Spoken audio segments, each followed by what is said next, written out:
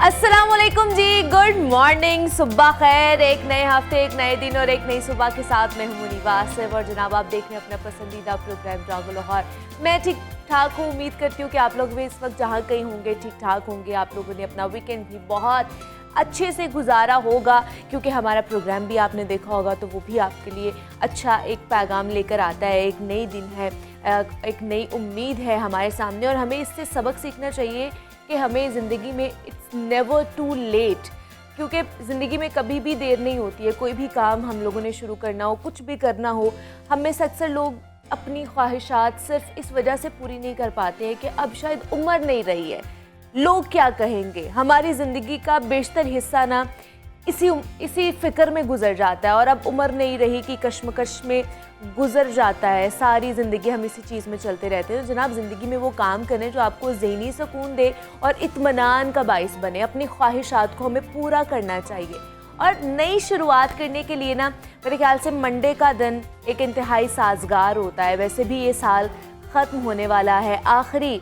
महीना चल रहा है इस साल का, तो नए साल के लिए भी हमें अभी से ही प्लानिंग शुरू कर देनी चाहिए और नए अज़्म के साथ नई शुरुआत करें। नए साल में दाखिल हों, नए नए मोटिव्स लेकर जाएं, नए मकासद के साथ अगले साल में हमें दाखिल होना चाहिए और रिव्यू करना चाहिए जनाब कि हमने पिछले साल क्या किया है, कहाँ कहाँ पर हमारी कोताहियाँ हुई हैं। हमें इन चीज़ों के हवाले से भी बात करनी है। जनाब, सेगमेंट है हमारा सेहत और फिटनेस, जिसमें हम सेहत से जुड़े मुख्तलिफ मसाइल के हवाले से जनाब बात करते हैं और हमारे हेल्थ एक्सपर्ट्स उन मसाइल का हल हमें बताते हैं। तो आज भी हम यूं ही बात करने जा रहे हैं। मौसम क्योंकि चेंज होता जा रहा है और जब मौसम चेंज होता है तो बहुत सारे मसाइल जन्म लेने लगते हैं और ख़ास तौर पर मौसम सरमा और मौसम ख़ज़ा की खुश्क और सर्द हवा ना सिर्फ हमारे स्किन के खुश्क होने का सबब बनती है, बल्कि बाज़ अफराद की आंखें भी इस मौसम में बहुत ज़्यादा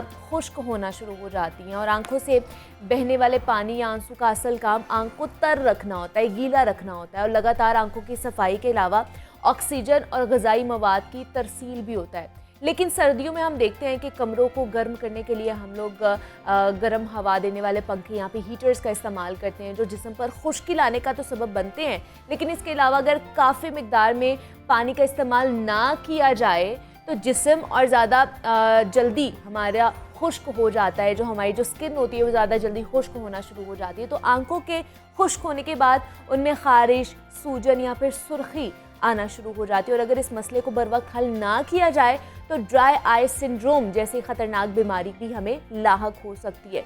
और ये एक ऐसी हालत है जो हम में से अक्सर लोगों को मुतासिर करती है, लेकिन हमें पता नहीं होता कि ये क्या चीज़ हो रही है। और इब्तदाई तौर पर खुश्क आँख निस्बतन मामूली मसला हो सकता है, लेकिन ये मसला बढ़ भी सकता है और कुछ लोग इसकी शिकायत भी करते हैं कि आंखों में एलर्जी हो गई, आंखों में सूजन होना शुरू हो गई है, क्योंकि बाहर स्मॉग और फॉग का भी सीज़न आने वाला है, तो उसकी वजह से बहुत ज़्यादा ड्राई आइज़ होना शुरू हो गई है। तो ये ड्राई आइज़ सिंड्रोम है क्या, इसमें किस तरह तशख़ीस की जा सकती है, क्या क्या सिम्टम्स हो सकते हैं, आंखों को किस तरह बचा सकते हैं, हम इस पर बात करेंगे। डॉक्टर सुमन अली हमारे साथ मौजूद हैं, जनाब आइज़ स्पेशलिस्ट हैं। डॉक्टर सुमन, आपको वेलकम कहती हूँ जागो लाहौर में। कैसी हैं आप? बिल्कुल ठीक ठाक, thank you so much for inviting me on to this show again.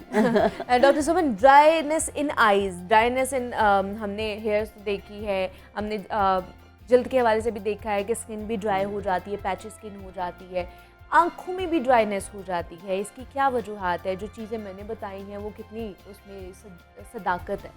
बिल्कुल, आपने बिल्कुल बहुत अच्छी बातें बताई हैं कि चेंज ऑफ सीज़न में और हीटर की वजह, हीटर या जब हम सर्दियों गर्मियों में एसी का इस्तेमाल बंद कमरों में, ये बहुत इंपॉर्टेंट एक फैक्टर है, क्योंकि जब हीट आप करके बैठते हो तो मॉइस्चर इवेपोरेट हो जाता है। तो आंसुओं का भी यही है कि जिन लोगों की प्रोन होती हैं आँखें, वो खुश्क होने की तरफ चली जाती हैं। फिर एक ये चीज़ देखी गई है कि जो आजकल स्क्रीन टाइम बढ़ गया है, तो ये बीमारी पहले बच्चों में, बड़ों बुजुर्गों में पाई जाती थी कि जी ड्राई आइज़ या आंसुओं का प्रॉब्लम जो था वो बुजुर्गों में होता था, क्योंकि उनकी लिड्स में लिपिड्स की फॉर्मेशन कम हो रही होती थी। इस वजह से जैसे एज बढ़ती जाती थी, जैसे एज बढ़ती है तो वो बूढ़ों लोगों में ये ड्राई आइज़ का मसला ज़्यादा होता था। लेकिन आजकल बच्चों में, क्योंकि ये स्क्रीन टाइम ज़्यादा है, तो उनका ये पलक झपकने का ब्लिंकिंग रेट कम हो गया है, जिसकी वजह से आजकल यंग बच्चों में भी ये चीज़ पाई जाती है। तो हाँ जी, तो इसीलिए इसको कंप्यूटर से रिलेटेड ड्राई आई सिंड्रोम उस तरह कहते हैं हम। और जो चेंज ऑफ सीज़न की, वो बिल्कुल आपने ठीक बताया कि जी जो हवा में भी ऐसे आजकल आपने देखा है स्मॉग शुरू हो गई है, स्मॉग से इरिटेशन हो रही है, इरिटेशन होने की वजह से भी आपकी जो टीयर फिल्म है वो डिस्टर्ब हो जाती है। अच्छा। हाँ जी, उसकी वजह से इरिटेशन होती है, रेडनेस रहती है, कुछ लोगों को पता नहीं चलता, तो वो अपने तौर पे कोई दवाइयाँ बाजार से लेके डालने लग जाते हैं। वो भी नहीं, बस उनको साफ पानी से धोएं। अच्छा। और अगर ज़्यादा हो रहा है तो डॉक्टर से राब्ते में रह के सिर्फ मसनूई आंसुओं का इस्तेमाल करें, और अगर डॉक्टर उससे ज़्यादा कुछ समझेगा तो वो फिर दवाई उनको दे सकते हैं। अच्छा, क्या ये खतरनाक स्टेज पर भी जा सकती है अगर इसको अर्ली प्रिवेंट नहीं किया जाएगा? बिल्कुल। जो ड्राई आइज़ हैं वो जब मज़ीद, जो कुछ लोगों की तो वो सिस्टेमिक जिस्म के साथ कोई बीमारियाँ होती हैं उसके साथ ड्राइनेस का इम्कान बढ़ता चला जाता है, जिनमें रूमेटॉइड आर्थराइटिस वगैरह और चीज़ें हैं जो सिस्टेमिक उनकी बीमारी, उनमें तो ये एक्सट्रीम भी चला जाता है अगर इसकी केयर ना की जाए। क्योंकि जब आपकी आंखें खुश्क रहती हैं तो खुश्क रहने का मकसद ये कि उस कॉर्निया को ऑक्सीजन नहीं मिल रही। ऑक्सीजन नहीं मिलती, इंसान को रब भी करता जाता है, खुश्क रहती हैं वो रब करता है, रब करने से उनके ऊपर छोटे छोटे आप समझ लें अल्सर्स जैसे खराशें आती रहती हैं, वो अल्सर में तब्दील हो जाती है। हमारी आईलेट के ऊपर हो रही होती है? आंख कॉर्निया के ऊपर, जो आंख हमारे ट्रांसपेरेंट चीज़ है वो उसको गीला रखना बहुत ज़रूरी है, क्योंकि उसको और कहीं से खुराक नहीं मिल रही सिवाय आंसुओं से। सही। या हवा से आंसू में ऑक्सीजन आती है और आंसुओं के ज़रिए उसको जो ट्रांसपेरेंट एरिया जिसको कॉर्निया या कर्निया कहते हैं, उसकी और नरिशमेंट का कोई तरीका नहीं है सिवाय आंसू। तो इसलिए उसका गीला रहना और ब्लिंकिंग रेट इसीलिए हमारा इंपॉर्टेंट है, क्योंकि वो टीयर फिल्म को डिस्ट्रीब्यूट कर देता है प्रॉपर्ली। तो जब हम ब्लिंक नहीं करते, आपने देखा होगा अक्सर बच्चे टीवी देखते वक्त वो ब्लिंक नहीं कर रहे होते, वो भूल जाते हैं। इसीलिए हम उनको फिर एक 20-20 का रूल बताते हैं। जैसे मैंने पहले भी बहुत दफ़ा 20-20 का रूल बताया हुआ है कि हर 20 मिनट के बाद 20 सेकंड के लिए आंखों को दूर देखें और या आंखें को बंद कर लें, क्योंकि वो वाकई भूल जाते हैं। तो ये कंप्यूटर आई जो आई सिंड्रोम आपने बात की, ड्राई आई सिंड्रोम, ये उसके लिए बहुत एक ज़रूरी वर्जिश है जो सबको करनी चाहिए। जिनका भी स्क्रीन टाइम ज़्यादा है वो हर 20 मिनट के बाद 20 सेकंड के लिए 20 फुट के फासले पे अपनी नज़र को करें, ताकि उनका थोड़ा सा फोकस भी चेंज हो जाए। और कॉर्निया के ये ड्राई आइज के लिए 20 मिनट के बाद 20 सेकंड के लिए 20 फुट के फासले पे देखें अगर खिड़की पास है, वरना थोड़ी देर के लिए आंखों को 20 सेकंड के लिए बंद करें। मतलब वो जो फोकस है उससे थोड़ा सा आप हटाएं और डिफोकस करें अपनी आई साइट को, और कहीं और भी देखें, सिर्फ एक ही जगह ना देखें। अच्छा, दूसरा जो लोग ज्यादा ब्लिंक भी करते हैं, जिनको आदत भी होती है ज्यादा ब्लिंक करने की, उनमें भी ये प्रॉब्लम आ सकती है? उनमें ये प्रॉब्लम रिफ्लेक्स होती है कि वो उनकी खुश्क हो रही होती हैं, तो वो उसको कॉम्पनसेट करने के लिए करते हैं। तो उसके लिए तो उनको बिल्कुल इलाज की ज़रूरत है कि वो ड्राई मसनूई आंसुओं का इस्तेमाल करें, डॉक्टर से राब्ते में रहें। मतलब वो डिफरेंट तरह, मसनूई आंसू भी एक तरह के नहीं होते, वो डिफरेंट लोगों को जो प्रॉब्लम हो, किसी 3 लेयर्स होती हैं आंसुओं की। अच्छा। मतलब ये बेसिकली वैसे लोगों के थे, लेकिन उसमें जिस लेयर की कमी होगी डॉक्टर माहिर अमराज चश्म उसके हिसाब से उनको ट्रीटमेंट देगा। तो इसलिए वो जो ब्लिंकिंग ज़्यादा भी हो रही है वो भी एक ड्राई आइज का ही एक सिम्टम हो सकता है। अच्छा। तो इसलिए उसके लिए तो लाजमी डॉक्टर से राब्ते में रहना चाहिए। और जो लोग ऑलरेडी जिनकी आई साइट वीक होती है, जिनने ग्लासेस लगाई हुई होती हैं, उनमें तो ये ज़्यादा प्रिवेल कर सकती है ये चीज़। जिन्होंने आई ग्लासेस लगाई हैं उससे ज़्यादा जो लोग कॉन्टैक्ट लेंसेज पहनते हैं, क्योंकि कॉन्टैक्ट लेंसेज पहनने से हमारे कॉर्निया को ऑक्सीजन नहीं मिलती। ऑब्वियसली आपके आगे कोई शील्ड रख दी है तो वो ऑक्सीजन जो उसको बाहर से मिलनी थी वो चीज़ नहीं मिलती। तो कॉन्टैक्ट लेंसेज वेयर जो होते हैं उनमें ये ड्राई आइज का बहुत ज़्यादा हो जाता है। ग्लासेस तो फिर भी इतना नहीं, क्योंकि ग्लासेस प्रोटेक्ट भी कर रही हैं एनवायरनमेंट से भी आपको, तो ग्लासेस पहनना एक सेफ जरिया है। बट कॉन्टैक्ट लेंसेज जो लोग इस्तेमाल करते हैं उनमें ये ड्राई आइज का प्रॉब्लम बहुत ज़्यादा हो सकता है। अगर वो उसको ज़्यादा देर के लिए पहन रहे हैं, उसकी सफाई का ख्याल नहीं रख रहे, तो ये उनमें तो बहुत ज़्यादा प्रॉब्लम क्रिएट कर सकते हैं। ख़ास तौर पर ख़वातीन जो हम जैसी ख़वातीन हैं वो लगाती हैं कॉन्टैक्ट लेंसेज, तो कितनी देर लगाने चाहिए? इसका जो टाइम है, आइडियल टाइम कितना होना चाहिए, एक दिन में कितना लगाना चाहिए? देखिए, इसकी मुख्तलिफ किस्में क्योंकि अवेलेबल है मार्केट में, डेली वेयर भी होती हैं, एक्सटेंडेड वेयर भी होती हैं, और कुछ तो डिस्पोजेबल हैं। लेकिन जितनी भी हैं जो एक्सटेंडेड वेयर भी हैं, हम एज माहिर अमराज चश्म हम लोग ये एक्सटेंडेड वेयर को भी ये रिकमेंड नहीं करते कि वो जी दिन रात पहन के सो जाए। हम कहते हैं जी मैक्सिमम 6 to 8 आवर्स लगानी है तो लगाएं। वैसे उसमें बेहतर यही है कि आप 4 घंटे या जितना आपका ऑफिस टाइम है उसमें लगाएं, फंक्शन करें, उसके बाद आके उतार दें। और रात को तो हरगिज ना पहनें, क्योंकि मार्केटिंग की तो इसके वो अलग स्ट्रैटेजी होती है ना। होते तो वो 4 to 8 वीक्स के लिए हैं जो एक्सटेंडेड वेयर है, बट रात को लगाना is not at all recommended. रात को लगाना किसी फंक्शन? नहीं, रात को लगा के सो जाना। अच्छा, ये भी लोग करते हैं, रात को लगा के सो जाते हैं? रात को लगा के सो जाते हैं कुछ लोग, तो वो तो बिल्कुल रिकमेंडेड नहीं है। मैं आपको ये इसकी बता रही हूँ जो एक्सटेंडेड वेयर भी हैं, जो मार्केट में अवेलेबल हैं कि जी जो आप लंबे अरसे के लिए पहन सकते हैं, उनको भी आपने एज डेली वेयर ही यूज़ करना है कि उनको आप 4 से 6 घंटे जितना आपका टाइम ड्यूरेशन है फंक्शन का या ऑफिस टाइम का, आप वो लगा के और घर आके उतार दें। और उसकी सफाई का भी बहुत ख्याल रखें, उसका सोल्यूशन जो है वो बहुत, उसकी स्टेरिलाइजेशन का ख्याल रखना चाहिए। अच्छा, आप नहीं भी पहन रहे तो अपने कॉन्टैक्ट लेंसेज को आपने रोज़ उसके पानी को सोल्यूशन को बदलना है। ओके, ठीक है, उसका ये रोज़ नहीं तो कम से कम 2-3 दिन के बाद, क्योंकि अगर वो वैसे ही डब्बे में पड़े रहेंगे तो वो खुश्क होके टूटने का उनका, और फिर जब वो आंख में वही कॉन्टैक्ट लेंस पहन लिया जाएगा उस वक्त धो के, तो वो आपकी आंख को ख़राब करेगा। उसमें वही एब्रेजन्स जो मैंने बताया कि खराशें आ जाएंगी और फिर वो मज़ीद इन्फेक्शन और अल्सर्स और बहुत फिर आगे तो एक लंबी स्ट्रैटेजी होती है कि फिर उसको आपको सहना पड़ता है और बहुत पेनफुल और मतलब ब्लाइंडिंग तक चला जाती है ये कि नज़र भी लूज कर सकता है इंसान। सही, अगर आप अच्छे तरीके से अपनी केयर नहीं करें। अच्छा, आफ्टर लेंस हमारी क्या केयर होनी चाहिए आंखों की? अगर हमने लेंसेज उतार दिए हैं उसके बाद हमें क्या करना चाहिए आंखों के साथ? मतलब कोई आई ड्रॉप्स यूज़ करने चाहिए या किस तरह की चीज़ें करनी चाहिए? आई ड्रॉप्स में सिंपल, आप एक तो सबसे पहले इंपॉर्टेंट चीज़ है साफ़ पानी से धोएं। ठीक है, उसके अलावा लेकिन कॉन्टैक्ट लेंसेज को टैप वाटर से नहीं धोना चाहिए, उसका जो अपना सोल्यूशन है उसी के साथ धोना। अपनी बाद में अपनी आंखों को आप पानी से साफ पानी से धोएं। ठीक है, उसके अलावा आपने ज़्यादा से ज़्यादा टीयर्स इस्तेमाल कर सकते हैं, जो आपने बगैर रिकमेंडेड, अगर डॉक्टर को नहीं दिखा रहे, वरना तो डॉक्टर अगर कोई प्रॉब्लम है तो उसके हिसाब से दे, लेकिन आप टीयर्स सेफली इस्तेमाल कर सकते हैं, जिनको आर्टिफिशियल टीयर्स कहते हैं, जो सब्स्टिट्यूट्स होते हैं। तो वो आप ओवर द काउंटर जाके ले सकते हैं, वो सेफ होते हैं, वो आप यूज़ कर सकते हैं। वो सिर्फ सेफ हैं। वो स्मॉग के मौसम में भी आजकल वो इस्तेमाल करें लोगों को जिनको खारिश या कोई ऐसी। अच्छा, कितने केसेस आ रहे हैं आपके पास डॉक्टर समन कि ये आई इन्फेक्शन की, क्योंकि स्मॉग खासतौर पर लाहौर में बहुत ज़्यादा बढ़ती जा रही है? इन्फेक्शन तो नहीं, मतलब ये इरिटेशन, एलर्जीज वगैरह के ये चीज़ें आ रही हैं। तो इसका यही है कि बहुत ज़्यादा इनिशियल स्टेजेस में हम लोग टीयर्स ही देते हैं। अच्छा। ताकि, और पानी से, और बच्चों को तो ये है कि पानी से बार बार धुलवाएं, बाहर जाएं सन ग्लासेस का इस्तेमाल कर लें और पानी से बार बार धोएं।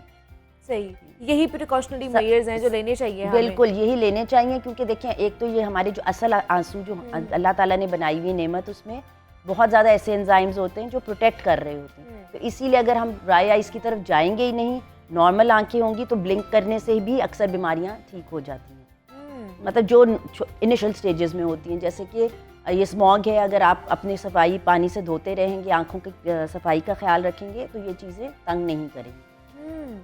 अच्छा, दूसरा ये तो हमने देखा कि आईज़ के अंदर बहुत ज़्यादा ड्राइनेस हो जाती है, आईज़ के बाहर भी, जैसे हमारी लैशेज़ हैं उसके ऊपर भी ड्राइनेस होना शुरू हो जाती है, और ख़ासतौर पर मर्दों में ये चीज़ें मैंने देखी हैं कि ज़्यादा होती है। तो ये क्यों, और सर्दियों में क्यों होता है फिर? नहीं, ये वैसे सर्दियों में ज़रूरी नहीं है। इस कंडीशन को जो आप कह रही हैं ना, पलकों पे डैंड्रफ होती है, बिल्कुल सही है और एक बहुत कॉमन चीज़ देखी जाती है जो लोगों को पता भी नहीं चलती। और उसकी वजह से वो उनकी आंखें थकी या उनको इरिटेशन, खारिश रहती है, और वो उन्होंने जब तक दिखाई नहीं होती तो उन्हें पता नहीं चलता।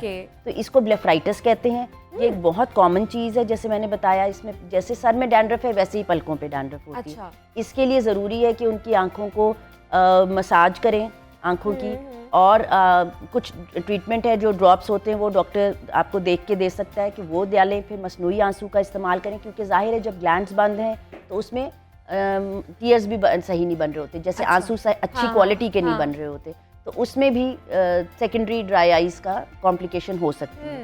तो ये पलकों पे जो डैंड्रफ होती है इसको भी रहने नहीं देना चाहिए। इसको हम ख़त्म भी नहीं कर सकते, लेकिन इसको अंडर कंट्रोल कर सकते। लेकिन ये किस वजह से होती है? बस जिस तरह आँख सर में डैंड्रफ है वैसे ही है ये लोगों की। हाँ जी, ये उसी तरह है, और इसको बस हम कंट्रोल कर सकते हैं। मतलब ख़त्म नहीं कर सकते जड़ से, लेकिन ये आप इसको कंट्रोल कर सकते हैं, प्रिवेंट कर सकते हैं, और प्रिवेंट कर सकते हैं कि फर्दर उसकी वजह से जो ड्राई आइज हो रही हैं वो ना हो। अच्छा, उसकी वजह से भी ड्राई आइज हो सकती मैंने आपको बताया ना, ड्राई पलकों की वजह से। बिल्कुल, क्योंकि वो ग्लैंड्स को बंद रखते हैं, ग्लैंड से ही आंसुओं ने बनना है, तो वो आंसू की क्वालिटी अच्छी नहीं बनती और उसकी वजह से फर्दर ड्राई आइज हो जाती। तो ड्राई पलकों का मतलब लैशेस को फिर कोई उसकी साफ सफाई का भी ख्याल रखना चाहिए, सिर्फ आई ड्रॉप्स डाल दिए? नहीं, उसकी साफ सफाई का ख्याल रखना चाहिए उनको, बल्कि बेसिकली बेबी शैम्पू से हम पलकों को धुलवाते हैं। उनको पर क्रीम भी लगवा सकते हैं, उनको ड्रॉप्स भी, डिपेंडिंग कि कितनी स्टेट, मतलब कितनी बीमारी की सिवियरिटी है। हाँ जी, जितनी ड्राइनेस है उसके हिसाब से अकॉर्डिंगली प्रिवेंशंस हैं, फिर ट्रीटमेंट है। प्रिवेंशंस में बेबी शैम्पू से पलकियों का धोना, गर्म टिकोर करना, फिर दवाई का इस्तेमाल है, उसमें ड्रॉप्स भी हैं और एक ऑइंटमेंट भी दे सकते हैं। तो वो डिपेंड ना कितना पेशेंट को प्रॉब्लम आ रहा है उसके अकॉर्डिंगली हम ट्रीटमेंट दे देते हैं। डॉक्टर देखकर ही आपको बता सकता है कि किस स्टेज पर आप पहुंचे हैं तो आपको किस तरह की ट्रीटमेंट की ज़रूरत है। लेकिन ख़ास तौर पर जैसे हम लोग अपने बालों का ख्याल रखते हैं कि ड्राइनेस ना हो जाए, इस तरह अपनी आंखों का भी ख्याल रखें कि आपकी आंखों के अंदर ड्राइनेस ना हो, दूसरा कि आपकी पलकें भी ड्राई ना हो जिसकी वजह से आपकी आंखों में ड्राइनेस हो सकती है। अच्छा, तो ओवरऑल अगर इस पूरे सिनेरियो को देखा जाए डॉक्टर सुमन, तो किस तरह प्रिकॉशनरी मेजर्स हम ले सकते हैं यहाँ पे? ड्राई आइज़ के ख़ास तौर पर सिम्टम्स क्या हो सकते हैं कि ये सिम्टम्स हो और हम फ़ौरन से हमें पता चल जाए कि अच्छा हमें ड्राई आइज़ हो रही हैं और हमें डॉक्टर के पास जाना है? बिल्कुल, आंखों का थकना, ठीक है, हाँ, आईलेट बहुत ज़्यादा वो थक जाता है जिसको लोग स्ट्रेस है, वजन है, लोग आके स्ट्रेस का कहते हैं, उसमें जब हम देखते हैं तो हमें पता चलता है कि उनकी टीयर फिल्म डिस्टर्ब्ड है। थकना आंखों का काम करके, फिर ये कि इरिटेशन होना, मजीद रेड रहना, अच्छा सुर्खी आंखों में रहना, ये चीज़ें जो हैं दिन के एंड तक हमारी इस तरह हो जाती हैं। तो ये चीज़ें इसकी अलामात हैं, ठीक है, तो इस पर गौर करें और जब हो तो उसको दिखा दें, क्योंकि इसमें यही हो रहा होता है बेसिकली। अगर इनिशियल स्टेजेस में पकड़ लिया जाए तो ये ज़्यादा तंग नहीं करती, सही। लेकिन अगर ज़्यादा चली जाए तो मैंने आपको बताया कि इस खराश होती है, इन्फ्लेमेशन होती है, पहले सोजिश जिसे कहते हैं, फिर इन्फेक्शन तक भी ये चीज़ें चली जाती हैं और मतलब नज़र बिल्कुल ख़त्म भी हो सकती है। अच्छा। जब आप रब करते जाते हैं तो कॉर्निया आपका ख़राब होता जाता है। ओके, मतलब हम जिसको ट्रांसपेरेंट होना है वो फिर उसमें धब्बे आने शुरू हो जाते हैं। अच्छा, ठीक। तो दूसरा, बहुत से ऐसे लोग हैं जिनको अगर इन्फेक्शन एलर्जी हो जाती है आंखों में तो उनके आंसू बहते, मतलब पानी निकलता ही जाता है आंखों से, तो उसकी क्या वजूहत है? दूसरा, उसकी वजह से भी ड्राई आइज हो सकती है? उसकी वजह से तो नहीं, वो देखें एलर्जी है वो, उसमें उन्होंने आंसू निकलने ही है, क्योंकि एक प्रोटेक्टिव अल्लाह ताला ने हर चीज़ के लिए एक प्रोटेक्टिव मैकेनिज्म है। अच्छा। जैसे पेन होगी तो इंसान डॉक्टर के पास जाएगा, उसकी ट्रीटमेंट लेगा। ये बुखार होता है तो वो हमें पता चल रहा होता है अंदर कोई ना कोई बॉडी में इन्फेक्शन हो। इसी तरह पानी निकलेगा तो हमें पता चल रहा है कि आंख में कोई चीज़ प्रॉब्लम है, तो उस प्रॉब्लम को देख के अगर वो एलर्जी की है तो एलर्जिक ड्रॉप्स डाल दिवाएंगे, इन्फेक्शन हो रही है तब भी पेन होगी, पानी निकलेगा तो हमें उसकी ट्रीटमेंट लेनी है। तो ये सब चीज़ें, वो आंसू जो हैं वो हमें बताते हैं कि जी क्वालिटी सही नहीं है, लेकिन आपको वो अलामात दे रहे होते हैं कि आपको जाके इसके लिए मसले को हल करवाना है। वो एग्जैक्टली क्योंकि वो टीयर्स जो होते हैं वो सिर्फ आपको ये हो रहा होता है कि प्रॉब्लम है कोई, आप जाके दिखाओ। वो ये नहीं है कि वो ड्राई करेंगे, वो इस तरह नहीं है कि ड्राई करेंगे, साइंस आपको दे रहे होते हैं। वो बिल्कुल वो एक अलामत होती है, सिम्टम होता है जिसकी वजह से उसको अलर्ट हो जाना चाहिए और जाके मेडिकल एडवाइस सीख करनी चाहिए। एक्सपर्ट से जो है जाके आप लोगों को कंसल्ट करना चाहिए और उनको दिखाना चाहिए। और ख़ासतौर पर लास्ट क्वेश्चन करूँगी कि कितने देर बाद हमें आइज़ का चेकअप करा लेना चाहिए जाके? जी, ये तो बहुत ही अच्छा आपने सवाल किया, लेकिन इस पे लोग अमल करते नहीं हैं। बिल्कुल ऐसे ही है। एटलीस्ट देखें, जो लोग नॉर्मल हैं वो भी कम से कम साल में एक दफ़ा, मतलब मैं ज़्यादा नहीं कह रही कि अच्छा। हाँ जी, जिनको ऐनक लगी हुई है वो हर 6 महीने बाद वो अपनी आँखों का मायना करवाएं।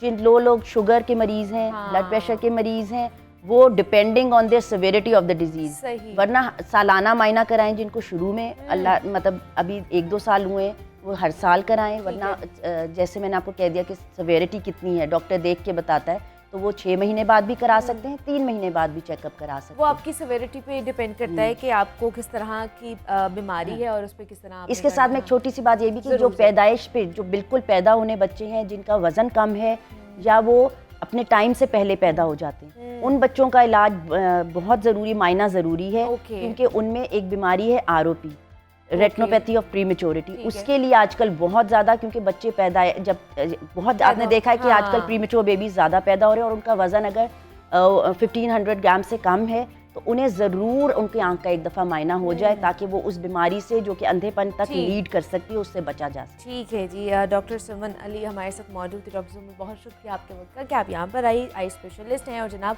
ड्राइनेस इन आइज़ के हवाले से हम बात कर रहे थे कि इस फ़ज़ाई आलूदगी बहुत ज़्यादा बढ़ती जा रही है और ये सर्द मौसम है, खुश्क हवाएँ चलना शुरू हो जाती हैं, तो उसकी वजह से जैसे हमारी स्किन मुतासर होती है, हेयर्स मुतासर होते हैं, इस तरह हमारी आंखें भी मुतासर होती हैं। आगे बढ़ते हैं, कुछ किताबों के हवाले से बात कर लेते हैं। प्रोफेसर अहमद हमाद साहब हमारे साथ मौजूद हैं, उनकी तरफ चलते हैं और आज की किताब का तारुफ उनसे सुनते हैं। जी अहमद साहब, बताइएगा। रात में खुला बर्तन, सवाल कहा यह जाता है कि अगर रात को बर्तन खुला रह जाए तो शैतान उसको चाटता है, इस बात में कितनी हकीकत है? जवाब, हमें इन बातों को इनके अंदाज़े बयान से ज़रा मुख्तलिफ अंदाज में देखने की ज़रूरत है। ये हमारे असलाफ़ का एहसान है कि तालीम ना होने के बावजूद भी उन्होंने मुख्तलिफ़ कहानियों के ज़रिए ये चीज़ें बयान की हैं जो हमारे लिए बहुत फ़ायदेमंद हैं। जैसा कि बड़े बूढ़े कहते थे कि रात को दरख्तों के नीचे खड़ा नहीं होना चाहिए क्योंकि जिन चुड़ैल इंसान को चिमट जाते हैं। लेकिन जैसे जैसे साइंस ने तरक्की की तो पता चला कि रात के वक्त दरख्त कार्बन डाइऑक्साइड ज़्यादा खारिज करते हैं और ऑक्सीजन जज्ब करते हैं।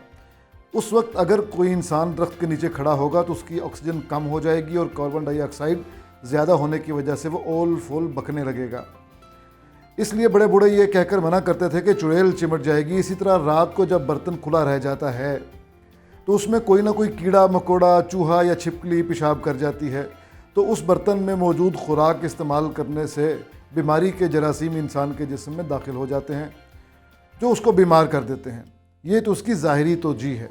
दीनी लिहाज से अगर हम देखें तो एक हदीस मुबारका है, हज़रत जाबिर रज़ी अल्लाह तआला अन्हु ने फरमाया, मतलब कोट करते हैं वो कहते हैं, नबी करीम सल्लल्लाहु अलैहि वसल्लम ने फरमाया, सोते वक्त दरवाज़ा बंद कर लो, मशकीज़े का मुँह बांध लो, बर्तनों को ऊंधा कर दो या उन्हें ढाँप दो और चिराग बुझा दो, इसलिए कि शैतान किसी बंद दरवाज़े को नहीं खोलता, न किसी बंधन और बर्तन को खोलता है, और चिराग इसलिए बुझा दो कि चूहा लोगों का घर जला देता है।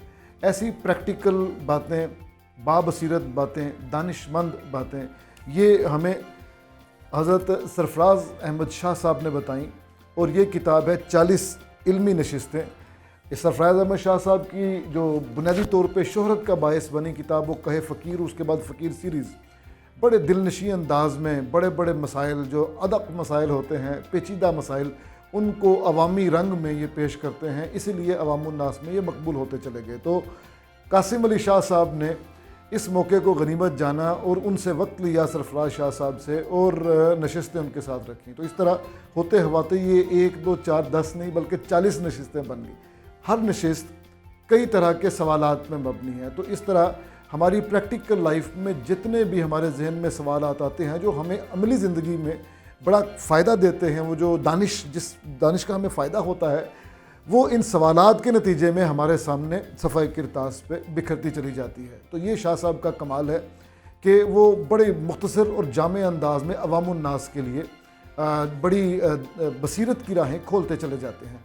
मैं ये ज़रूर कहूँगा कि जो संजीदा तालिब इल्म है, किसी भी मज़मून का संजीदा तालिब इल्म, शायद उसको ये किताब उतनी ज़्यादा मुफीद ना लगे, क्योंकि वो उसको ये महसूस होगा कि बचपन में जो अहम किताबें पढ़ी थी या नौजवानी में जो अहम किताबें पढ़ी थी, इसमें की गई बातें सारी उसी की बाज़गश्त हैं। लेकिन बाज़ जो हमने इब्तदा में ज़िंदगी में किताबें पढ़ी वो इतनी हमा जहत और हमा गिर हैं कि हम उन्हें कह सकते हैं कि वो इल्म व हिकमत का सरचश्मा दरअसल वही किताबें हैं, और उनमें से सबसे बड़ी किताब कुरान हकीम है। कुरान हकीम इल्म व हिकमत का सरचश्मा है, और रसूलुल्लाह सल्लल्लाहु अलैहि वसल्लम पर यह जब नाजिल हुई तो नबी करीम सल्लल्लाहु अलैहि वसल्लम के फ़राइज़ में से एक फ़रीज़ा ये भी था कि वह यतलू आयात को तिलावत करना, फिर वो युज़क्कीहिम तज़किया करना लोगों का जिनके सामने वो तिलावत करें, और उसके बाद उनको इल्म पहुँचाना, वह युअल्लिमुहुमुल किताब वल हिकमा, किताब की तालीम देना और फिर हिकमत की तालीम देना। तो बुज़ुर्ग ये कहते हैं कि ये जो हिकमत अलग लफ्ज़ है किताब से अलग करके, ये दानिश है, विज़डम, दूसरे अल्फाज में ये फ़लसफ़ा है। और जनाब प्रोफेसर अहमद हमाद साहब हमारे साथ मौजूद थे, और आज की किताब 40 इल्मी नशिस्तें, उन्होंने उसका तारुफ हमारे साथ करवाया है। तो आप भी ज़रूर पढ़िएगा और फिर हमें इसका फ़ीडबैक ज़रूर दीजिएगा। और यहाँ पे मुझे एक छोटी सी ब्रेक लेनी है, मिलते हैं इस ब्रेक के बाद।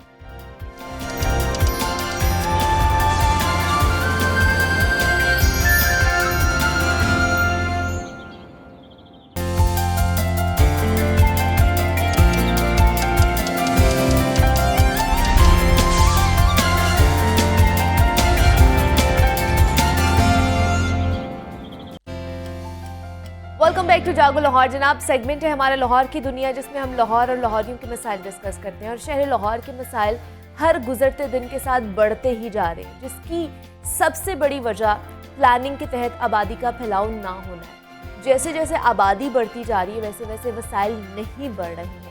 और शहर लाहौर के बासियों की तादाद बढ़ती जा रही है और सड़कें सुकड़ती जा रही है।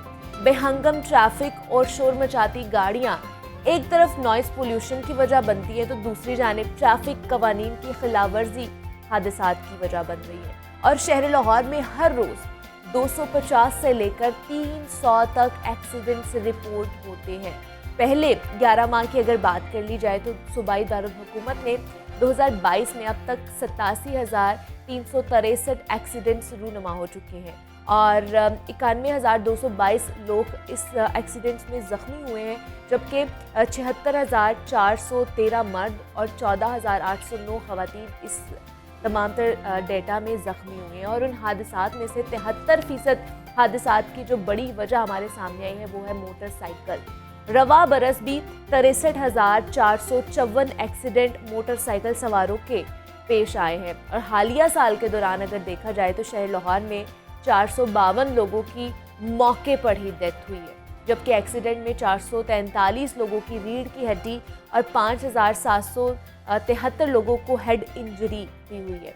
तो शहर लाहौर में जो हादसात की बढ़ती शरह है उसकी वजूहात क्या है, किस तरह इस एमरजेंसी को या इस सूरत हाल को बेहतर बनाया जा सकता है, मैकेनिज़्म क्या होता है और इन हादसात में कमी कैसे लाई जा सकती है, इस पर आज हम बात करेंगे डिटेल में और कि किस तरह इस मैकेनिज़्म को बेहतर किया जा सकता है, हादसात की वजह क्या है, रोड सेफ्टी मेजरमेंट्स हमें किस तरह के लेने चाहिए। दूसरा, स्मॉग में बहुत ज़्यादा इजाफा होता जा रहा है, उसमें भी एक्सीडेंट्स बहुत ज़्यादा हो रहे हैं, तो बाहर जब हमने निकलना है तो किस तरह के मेजरमेंट्स लेकर निकलने हैं, इस पर आज हम डिटेल में बात करेंगे। DG rescue 1122 doctor Rizwan Naseer साहब हमारे साथ मौजूद हैं आज के शो में। डॉक्टर साहब, आपको वेलकम कहती हूँ जागो लाहौर में, कैसे हैं आप? जी, अस्सलाम वालेकुम। वालेकुम अस्सलाम, ठीक ठाक हैं आप? जी बिल्कुल।